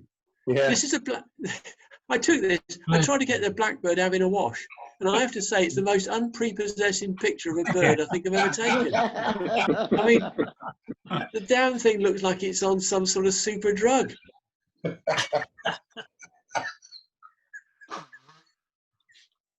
might keep it. That's slightly better, but I quite like the other one. That's another broad-tailed chaser, but that's the female actually. Well, I didn't realise. I thought I had two different types, but the male is yellow and the female is blue. Yeah, they often are different colours. They have Yeah, I these didn't realise that. as well. They're quite common around here, I think. But they're really beautiful things, aren't they? They are. I mean, I saw another one actually, a different one, but I was just too slow to get a picture of it. You know, the trouble is, it's trying to creep up on them when they're whizzing around. It's their baggers to catch. Yeah, you try taking a picture of one in flight. It is so hard. I did try, and I got nothing, to be honest. And that was it, just from a different angle. I quite like that. I quite like the fact that you could actually, the hairs came out on the back. Yeah. Quite pleased with that. Lovely background, isn't it? Yeah, again, it was out of focus, which was quite nice. And that's me. So I'll stop now. Yeah, very good. Cool. Okay. Well, we're going across the top. That means I'm next, I suppose. So, yeah, go on. Cool. Oh, leave on this still. We better come out there. Oh, come on. Let me out. There we go. Yeah. This last month. So I put a few more in than I normally do. Now somebody was asking me, and I can't remember what it was, what a 50mm f1.8 can be used for. I think it might have been Linda actually. But, it was, yeah. So on your APS-C camera, it has a focal length. So your 50mm is effectively a 75mm f1.8. Now I took this with an 85mm. Okay, so 1.4. But can you see the sharpness of Jason here? How blurred the background is, how much he stands out. So in terms of portrait lenses, this is actually why I put this shot in. You could achieve this with your little 50mm easily. Now, the Whitney Photo Group, the development group, I've been setting some weekly challenges, and one of them caused great hilarity. Actually, it's probably the best one I came up with in the end. Was called Throwback. This is Broughton on the Water. This chap here, he's my dad. He's now 72 or 3, and that's my aunt, his sister. They're out for the day in Broughton on the Water. So this will maybe be, I don't know, if he's 10, 12, be 60 years ago. Look at it, look at the 60. cards. Do you know, I was 10 in 1960. Taken with the That's what? how it looked, you know. So was I. So was I. So was I, everyone. There we are again, in the model No, village. you know what they're taken with, Dean? No. I'll tell you what, it was probably full frame. They're like little, you know the cigarette cards used to get, cigarette packets? Mm-hmm. The prints are that kind of size. Yeah, well, the one to Yeah. film, yeah. So Probably a box brand, yeah. Yeah. Yeah, My mother had it. they're just contact prints.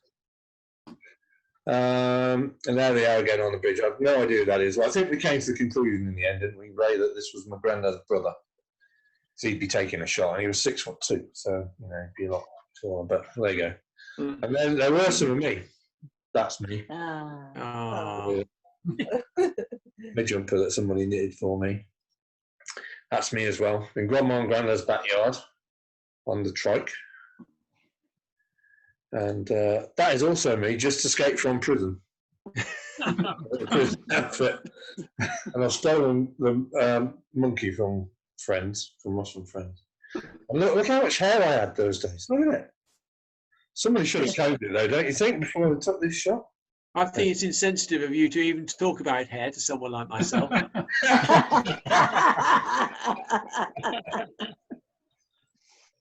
It's Charlie's one morning. That's a nice atmospheric shot. I like that. Yeah, I love the way the lights. Or this would have been rising a bit more, but that's a coot, I think, over there. Yeah. We had another challenge, all the colours, and so this is a bunch of sequins, but out of focus, of course. But I preferred this shot, the rainbow NHS. Yeah. So I raided Louise's craft supply, and she gave me this set of. They're a bit like glitter, but a little bit bigger. These are tiny little hexagons, and they pour like water. And you have to be careful because you can see there I poured too many, and there, and been a bit heavy-handed there as well. This is one of the shots I did. Dean, did you have to put all those back in the right pots? We decided we were going to put them in a plastic bag. You know those food bags you get? We decided we were going to put them in there, and Louise was going to use them mixed up. And we put them in, and then the next thing you know, they've lined the side of this bag, and that was it. You couldn't put your hand in and pull out a few, so we just threw it away. She did have, I only used a very small amount. I didn't use all of her supply. And it's not like, she's got a whole cabin full. She's got so much stuff out there that she can't fit it all on her shelves. I saw some of her scrapbook pages on Facebook. They're very nice. Yeah, she's very good. She's a designer for one of the groups. I can't remember what it's called now. But yeah, she's been doing it for years. Yeah. It all started when this American lady who was moving out of the village gave her all of her kit, and it kind of fitted just at the end of the dining room, no problem at all. And it's grown into an enormous cabin in the garden full of stuff. And it still comes. I don't know what she spends it on. She reckons she only buys consumables now, but there do seem to be a lot of packages come along. I went to RSPB Upmore, found it closed. There was signs saying it was closed. I didn't want to go in just in case, even though it's a public right away. But at the entrance was this deer. I reckon she might be pregnant. Yeah. That's Tarlates again. That was the morning. That's where I went after I discovered that Otmore was closed. So I went over to Whitney instead. And can anybody tell me if this is a nightingale or not? No, I don't know. I don't know. I think so. Have to hear it sing. Yeah, I think it might have been. Anyway, that was at Tarlates too. Really? Yep. That was on the house walk. That's at the entrance to the allotments. Just coming in from the road near the church. I just don't know right there. And obviously there are dandelions about, so you have to take pictures of them, don't you? So this one, you see it's focused here, and it's thrown. So we're using part of the flower as the background. And this is what we're saying about how to use backgrounds and just try to be creative with them, use them as part of the shot. And there's that shot we were talking about earlier on. Yeah, I like that. That's really pretty, I think. Yeah, I do. I really like it. So this is f2.8, and literally I just got the camera as low as I could. I couldn't see what I was doing, and I kind of got it level with the ground, pointed it along and pressed the shutter release, and that was the result. It's the f2.8 that's created all of this. The wide open aperture has created all this bokeh. And all that is these, excuse me, all these bits of dew that's on the grass behind and, should I say, the weeds. Yeah, that's really nice. That's a bit further around the same day. So we're getting a bit more macro-y now. That was a couple of days ago, actually. That's that. Do you remember? That's the same field. But it's got all these things that start to get some poppies in it. You know, I put that in because I'm really pleased how it came out. So this down here, this is a sheet of black perspex, and it's got black paper underneath it so that the table underneath doesn't come through. And it's just the room lights above that's lit it, nothing else. It's on a tripod, of course. And this is a piece of black card behind. I like that shot. It came out really well. Yeah. These old Olympus lenses, this is a 50mm f1.4. And they used to put these coatings on that make the front of the lenses look different colours and different lights. And this one, it's kind of orangey. Really nice. That's it.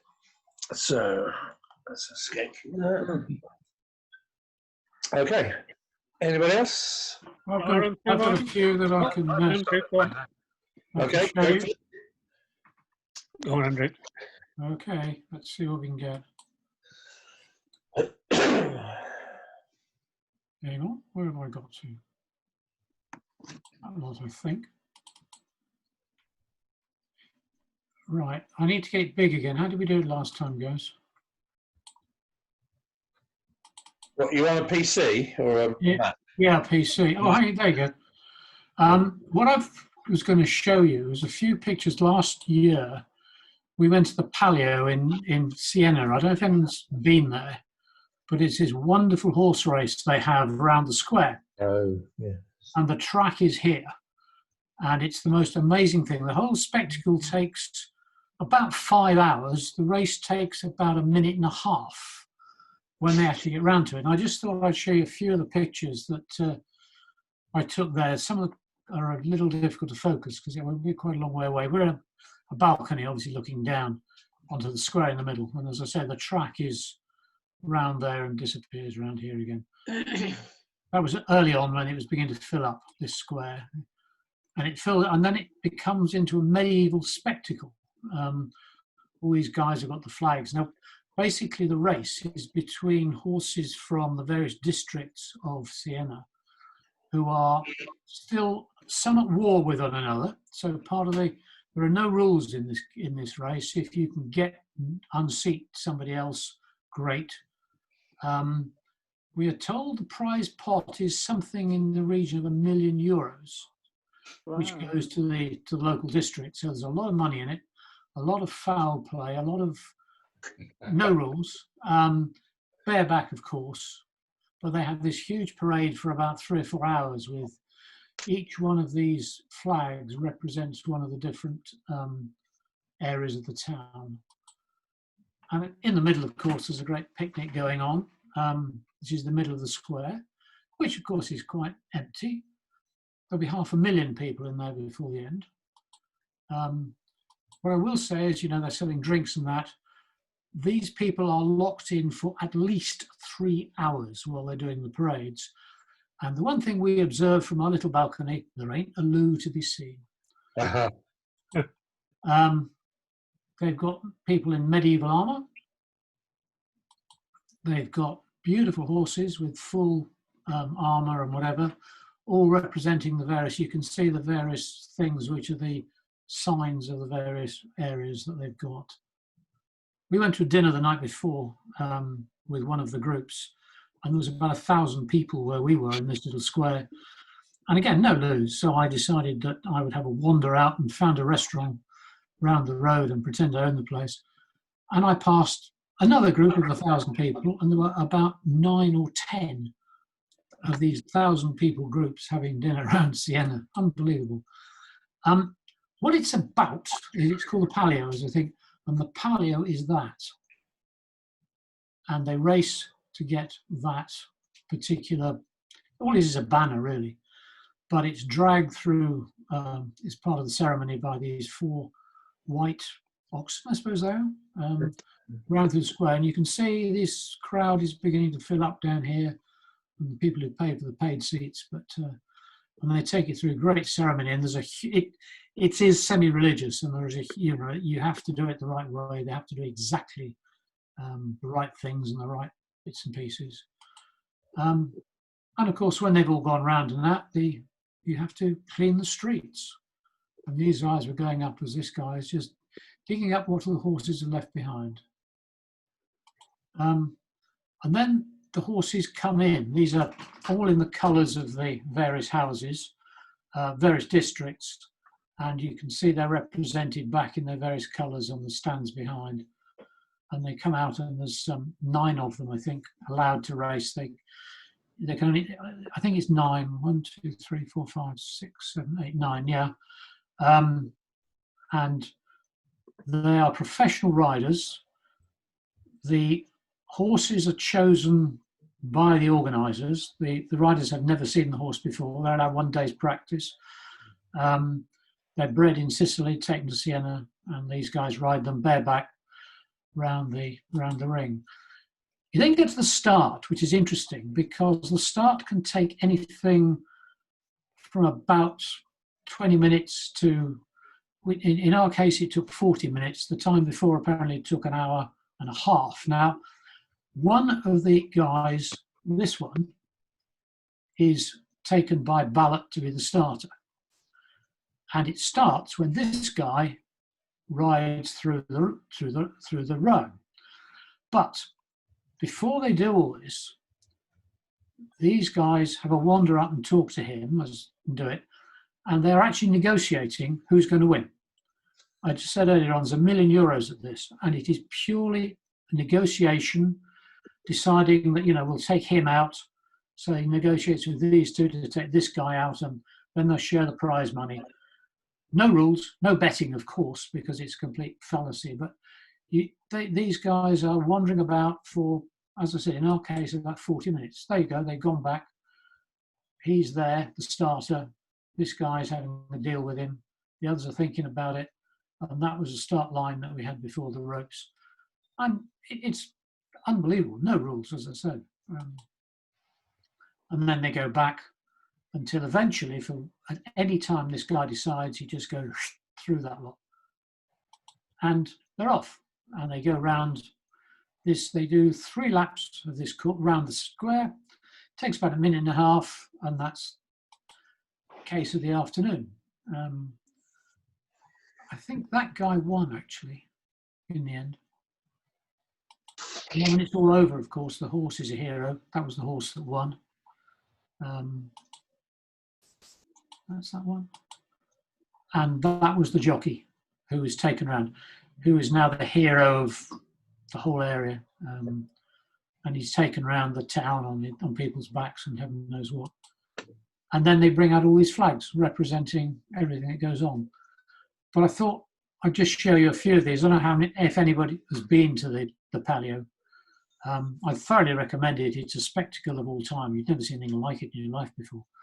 And it's a horse race where you are not allowed to bet, so we don't lose any money. But you have to get, if you want to be in this crowd, fine. You won't see a damn thing, in my opinion. You've got to go for a balcony and watch it, as these guys are doing up there. And we were in a room it was a block of flats, I think, actually. And of course we had, because we were being hosted, we had canapes and drinks and champagne and everything you want up there, as we all looked out of the window and watched this thing happen over there. Anyway, I just thought I'd show you those pictures because something I haven't shown you guys before, and something a bit different. Yeah. Okay, right. I shall now stop it, I think. Stop share. There you go. Hooray. Anybody else? Yep, I've got some here. Go on, Chris.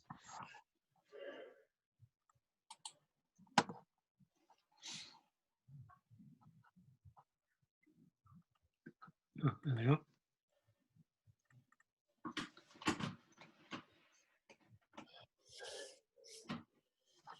Okay, I've got rather a lot, so I'll run through them quickly. But what I've been doing in the past month, I've spent a lot of time in the garden with my macro lens, although most of them are close up, I think. And I've also tried my hand a bit at focus stacking, but only to start really to try and get to grips with the Photoshop bit. And it did seem to work, and I got a little example at the end, which is very basic. But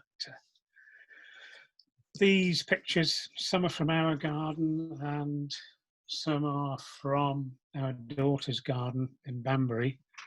which we've recently had the opportunity to visit. This is our garden, some clematis or clematis.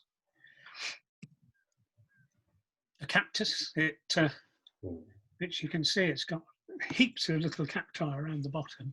And every day it produces a flower. And then in the evening, it dies. And a new one comes up the following day. I really like that. I like the background. Yeah, yeah. Yeah, the flowers were lovely, but I really like this background that you've got there.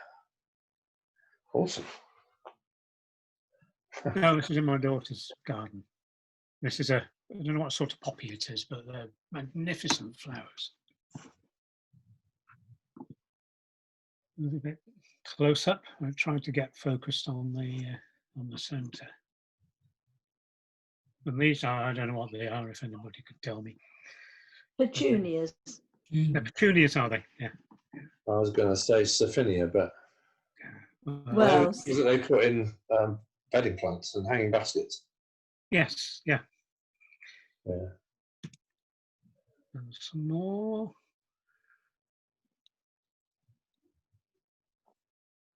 oh, Just really playing around with depth of field a bit there. Oh, that's quite effective. These were really nice flowers, and I was thinking about your black background, Dean. But basically, I just sort of, because it was really white, I could sort of take the shadows down, take the blacks right up, and it worked quite well.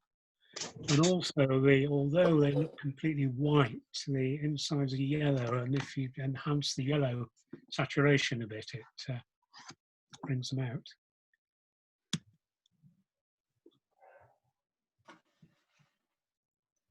Now I've got here, it's a bit of indecision. Especially you can see what it is. It's a head of a dandelion, but I didn't really know whether I liked the black and white or the colour.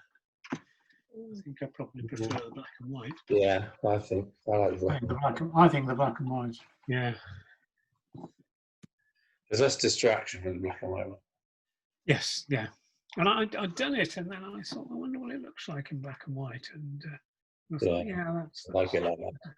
Yeah. A few more of those. I don't know what they are, if anybody can tell me. My wife and daughter would, but and again, I was a bit obsessed by these poppies. And these were, again, quite nice. And we tried different aspects of background and trying to look at more of a pastel shade and then sort of darkening the background a bit. But I thought those were. When you're taking photos of flowers like this, it's nice to go like straight on to the flower, but if you go across the face of them, you can get a really good effect, and it also gives you the opportunity to, do something with the background like you have here. Yeah. But there is somebody in the Whitney group, is it Sylvia, who seems to be a past master at flower photography. Oh, she is. Specialised in it. Oh, right. That's so good. Yeah. And that's not the same picture, but it's a similar one. I just sort of played with the background a bit, made it a lot darker, and sort of put the saturation upon the yellows. And our guest in the garden. This one is taken quite late in the evening, and I went out with a torch and sort of cradling a torch and a camera in my hands. This one was taken early in the evening. It was still, they don't come out till it gets to dusk, but I just took that in normal light, and I just noticed the reflection in his eyes, so I took another picture and sort of cropped it quite heavily. And if you look carefully, you can see me behind in the eye. I did try to enhance that, but it didn't work. And that's the same chap, a very accommodating frog. I think he's a poser, actually, because this is later in the evening and I'm just shining a torch on him. And I guess in some respects that works similar to a speed light because it's very focused light. And, you know, if I zoom out, it's, you know, all the lights around the frog and very little beyond. And he is, I do think he's a poster because he just comes out and he sits there. And he had a leaf across his face. So I thought, oh. I leant across and picked it up and he just looked at me and then posed again. And there's some more boring flowers. That's an anti-rhine, and I'm not sure. But the blurred background is carnations. That's the Nigella, isn't it? It might be. It might well be, yes. Love in a Mist. Love in the Mist. Is that right? Yeah. Yeah. I have someone in the house who knows them all because she planted them. Yes, so do I. That's what I do it. This, I'm trying to, I won't say rewild, because I've done a strip down our front lawn and put some wild flower seeds down. And this was, well, it wasn't one of the first ones to come out. It's something that Nora went and planted later. But that seems to be coming on quite well, although I don't think they've all come up.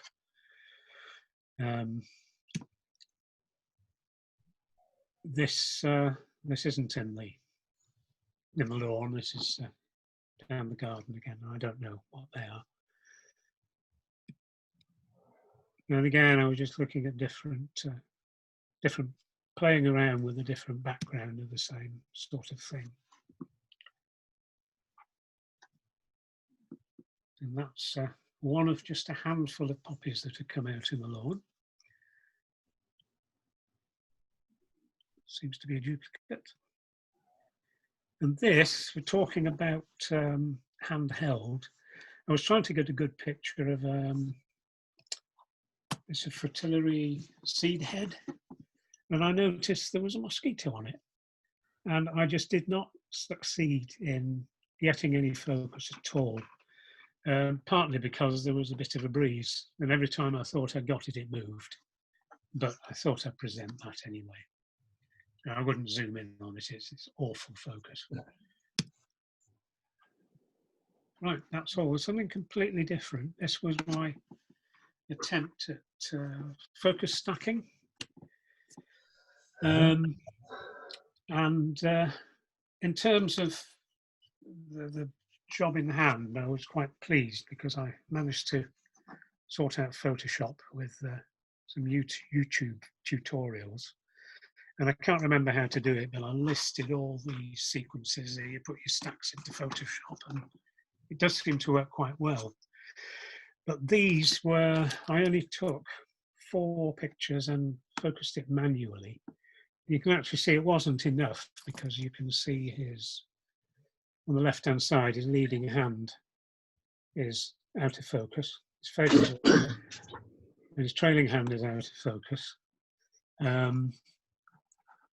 But the guys in the background seem okay, but there are little areas which are not in focus, and I only actually took 4 pictures there. And these are the 4 pictures I took.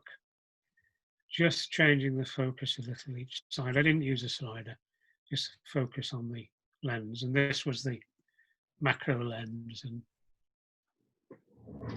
in actual fact, I think you could probably do what I've done with 3.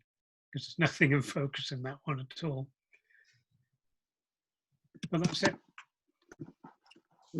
Oh, some really good shots there. Yeah. But I'm going to, it's quite interesting, so I'm going to carry on a bit more with that. Up the top, Chris. Oh, there we are. Yeah, there we are. Cool. Show you a few of these then. Yeah, go for it. Yeah, these are, I've got a few here in Lightroom that I've done recently, but probably not finished with. So I'll show you what, they're kind of work in progress, some of them.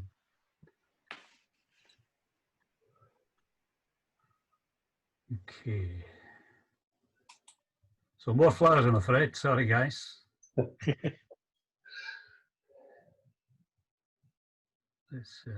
bring this down there. Get rid of that. Get rid of that.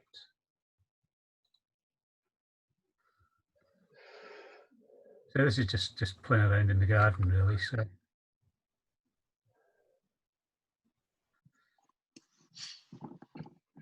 nothing particularly brilliant.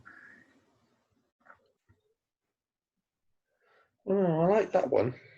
It's very symmetrical, isn't it?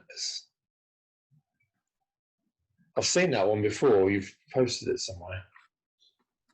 Yeah, I might have done. Yeah, I liked it then. Yeah.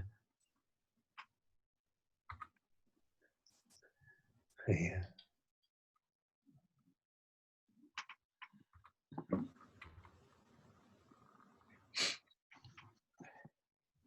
I said a little while ago I wasn't going to do any more flowers, but it's a bit difficult when you got a garden full of them.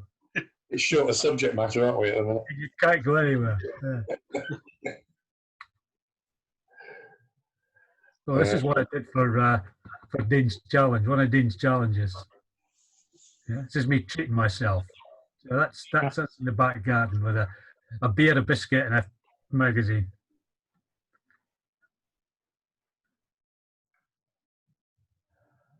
Awesome. Oh yeah. Oh, that's good. Yeah, mint chocolate ice cream. Yuck. Is that another treat?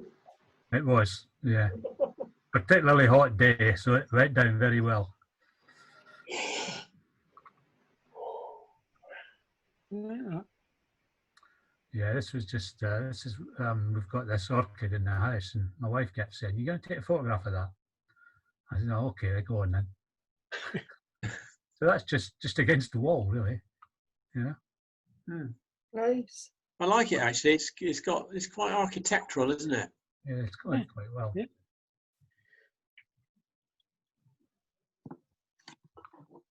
And I've been doing a bit of ICM, just playing around. Not sure about that one, but I've got some more somewhere. We've got some fabulous roses this year.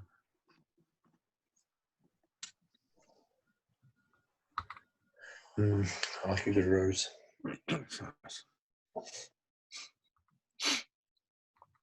Is that them all? No. There's one there that's missing then. Where is it? The one I wanted to show you. Nope. Where is it? Let's take that off. Somewhere. Yeah, that one. There. Yeah, I thought I quite like this. I'm not really an artistic kind of person, but when this came out, I thought, well, that looks quite nice, I think. No, it's quite pleasing actually. Yeah, I like it. You should sell that one, Ray. Yeah, how much are you offering? Oh, well, Ray, you're speaking to the wrong person. I know that. Better get a benchmark. I mean, I won't spend £2 a week. Yeah. Here's one I was playing with as well. That's nice. Yeah. That's the moon. Because that was it's got a few minutes there. But that's with the Astro Tracer on, so you get no... It works very well, Ray, doesn't it? You only see a little bit of streaking at the very edges of the frame. It really works extremely well. Yeah. Okay, let me show you some of the ones that I did for Dean's.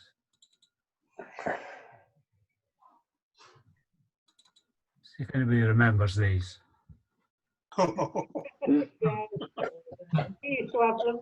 Yeah, I reckon this has got to be around 1955, and I've still got them. Wow. Have you read them? No, there's great stuff in there. There's some fabulous stuff. There's a whole series on, teaching kids French and everything. It's just fabulous. Trouble is, if I get started looking at this, I'll never put them down. Yeah. That's me at 5. I love the fringe. Yeah. And that's my dad during the war. This was a print which was about 3 inches by 2 inches, and it was torn at the edges and had cracks in it and all sorts. And I scanned it and spent ages touching it all up in Photoshop, and I got this at the end. I gave it to my dad as a, about A5 sized, and he was over the moon. You did a nice job on that, Ray. Yeah. Yeah, I spent ages on it. Just getting rid of all the little white bits and, cracks and rough edges and stuff. My dad's got loads of pictures, but my dad stayed. I've got all my dad's now. It's got a load of war stuff, and I've got loads I can go through. But I just wish I'd asked him more about them when he was alive, because now some of them, if I ask my mum, she won't know. Yeah. I'll My say dad never that, used and to. she won't have a clue. Yeah, my dad didn't like talking about it, to be honest. Yeah. But it's like many of us, you never ask until all the people are gone. I know. Go on then, you can spot me there, I'm sure. Second in, first row. No? Sorry? Your back row, and I think you're second from the right. Correct. Yeah. That's fringe again, isn't it? You've not changed at all, Ray. No, that's right, yeah, absolutely. I'd saved the bit. Right. This was when I first got involved in computing, this was the books I had for a home study course in computing in 1968. I've still got them. Neat. But they're no good now, though. Right? Yeah. This is me and my sister on board the ferry that used to go from Dundee across to Fife before they built the road bridge. Oh, yeah.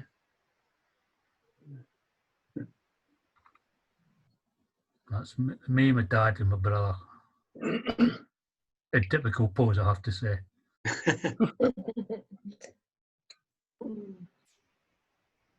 And that was off Madeira somewhere. My son. A few years ago, you could tell. And who remembers these, eh? Oh, come on! I did my degree with a slide rule.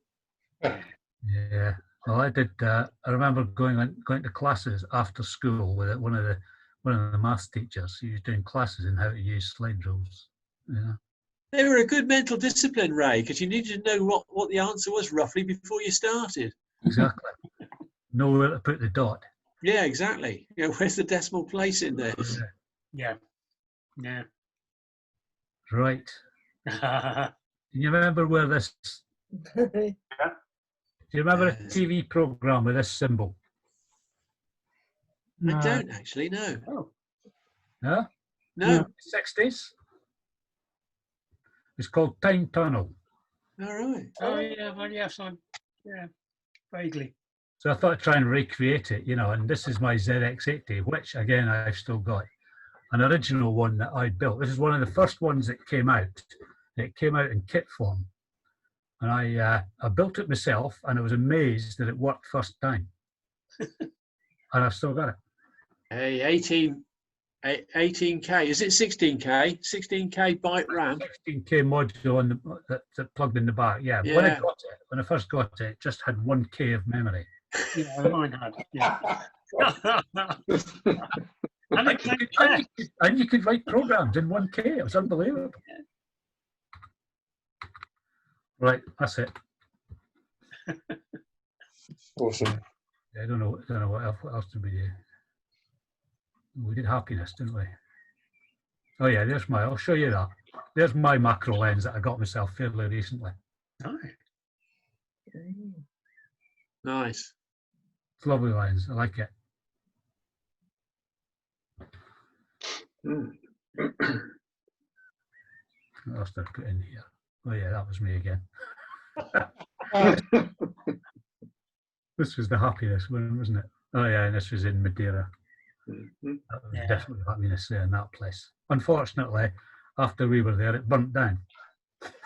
Oh, So we couldn't go back.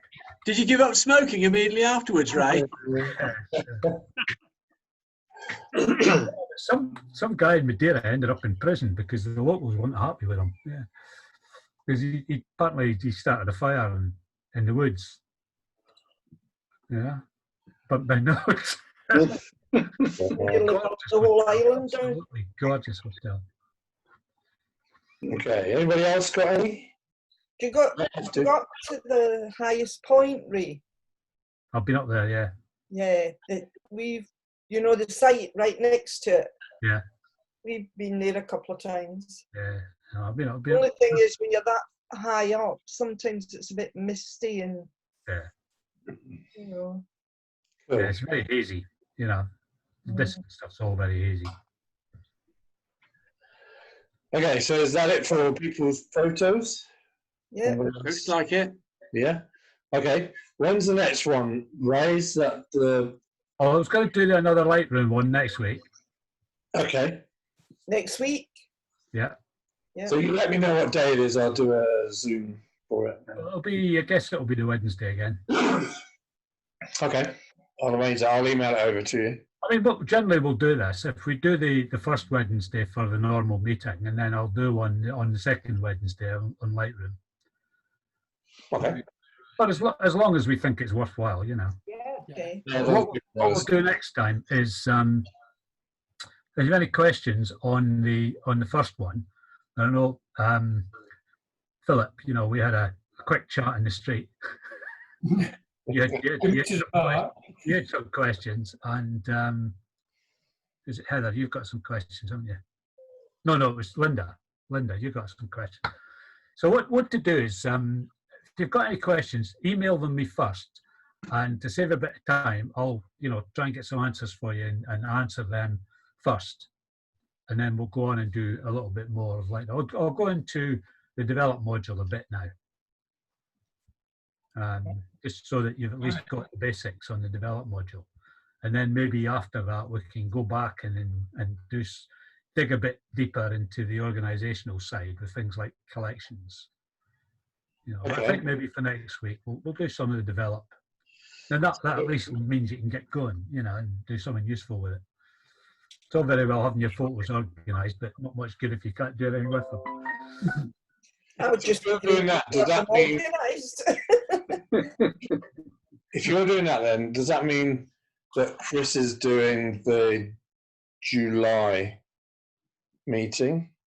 Well, that would be helpful. While I'm doing these, if you guys can do the other ones, that would be useful. Okay. Are you all right with that, Chris? I could do that if you like. July, yeah. Oh yeah. Okay. Cool. I mean, at some point we'll run out and we'll go back to what we've been doing, but. Awesome. Okay. Any other business then? I guess. Anybody else got anything? So now, 19 people. Find that useful? Sorry, Chris. Yeah. Did you find that useful? Yes, very much so. No, not you. Not the other Chris. Yes. I thought you were talking to me. Sorry, I forgot there's two Chris's now. Yeah. Yes. It's good to see somebody sort of explain it. I've dabbled in it quite a bit, and most of it is by trial and error. But to actually go through it methodically is quite useful. Okay. So yeah, thank you very much. And we'll have a separate session on the Astro stuff sometime. Yeah, you're on. Yeah. Just need to get a telescope first. Yeah, but I'm kind of toying with that. So we'll have the discussion first. I need to convince myself that if I get a telescope, I'll use it. Well, I mean, when we get the time when people can actually, if we can actually get a bit closer, people are more than happy to come and have a look through mine, and then you'll get an idea at least what you can do with one. And the great thing I was saying to Chris was that the photography through the telescope, has some challenges attached to it. But I mean, I find it absolutely interesting. But visually, what you actually suddenly see in the night sky is I think quite amazing Yeah, what a telescope I'd can be do. quite keen, but I need, as I say, I need to be convinced that I'm going to use it. Yeah, well, I've set myself a project which came to a rapid conclusion today because it's turned cloudy, and that is to try and take a photograph of the moon every day through its 28-day cycle, and then put them together in a sort of video pic so that you can actually see the moon change in shape day by day by day. But we've got about 6 days, and now it's gone cloudy, so I'll have to do this day next month if it's fine. So it could be a little time in the coming. It could be a project for the year, I think, Chris. Or two. Yeah. Anyway, thank you very much. Thank you for letting me in. That's all right, no problem. And thank you very much, Dean. That was good. Thank you. Yeah, thank you, Dean. That's a good one. No problem. We'll see you all. Well, whoever's attending next week then. Yeah. Yeah. I mean, I may or may not. I'll take a look at the weather. Yeah. I can't do next week, unfortunately, but there we go. Well, Thank so you. next week it's all about Lightroom, so. Yeah. Okay. But it will be recorded, so you can look at the recording afterwards. Oh, brilliant. You've recorded this one, haven't you, Dean? Yes, you are. I have, yeah. Yeah. I'll send it over to you and you can do whatever it is you do with YouTube. I tried once and I couldn't work out how to do it. I might have to email you. Have another go, shall I? You just don't want it. But if not, I'll see. If you get this file turn up, you know what it is. Right, okay. All right. It'll be quite Thank long. you, everybody. Bye, everyone. Bye, everyone. Bye. Bye.